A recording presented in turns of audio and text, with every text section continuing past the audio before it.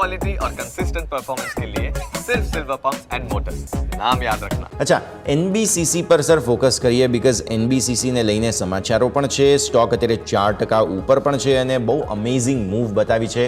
હુડકો સાથે મળીને કંઈક 600 કરોડના પ્રોજેક્ટ માટેના કરાર કર્યા છે. સો એનબીસીસી તો પોઝિટિવ છે જ, પણ સાથે સાથે તમે હુડકો પર પણ નજર કરો તો અત્યારે ફિલહાલ ત્યાં પણ 4% મૂવ છે. બંને સ્ટોક્સ આ સિમિલર આમ જોવા જાઓ તો સેક્ટરમાં છે. બસ હુડકો જે છે તે થોડું ફિનાન્સ વગેરે કરે છે, એનબીસીસી કન્સ્ટ્રક્શન કરે છે અને આ પરફેક્ટ સિનર્જી કોન્ટ્રાક્ટથી બંને સરસ 4% ઉપર. બંનેનો લોંગ ટર્મ વ્યૂ જણાવી દો સર.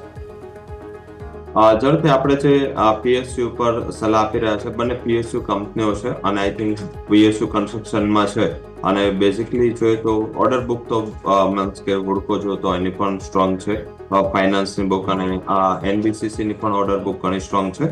મારા હિસાબે અહીંયા ફોકસ રાખવું જોઈએ. એનબીસીસીમાં આજે ₹99 આસપાસ લેવલ ચાલી રહ્યા છે.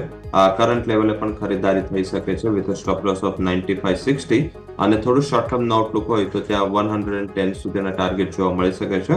હુડકો પણ ખાસા ટ્રેક્શનમાં છે, સતત 2 દિવસથી સારી તેજી જોવા મળી છે અને બોટમ આઉટ થઈ ચૂકી છે આ પણ કંપની. 228 આસપાસ 222 ના સ્ટોપ લોસ થી ખરીદી કરો.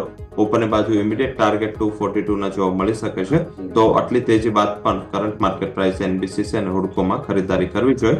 પીએસયુ બેંકમાં પ્રાઇસ એક્શન કરતા ત્યાં ફંડામેન્ટલ સારા છે અને ફોકસ કરો.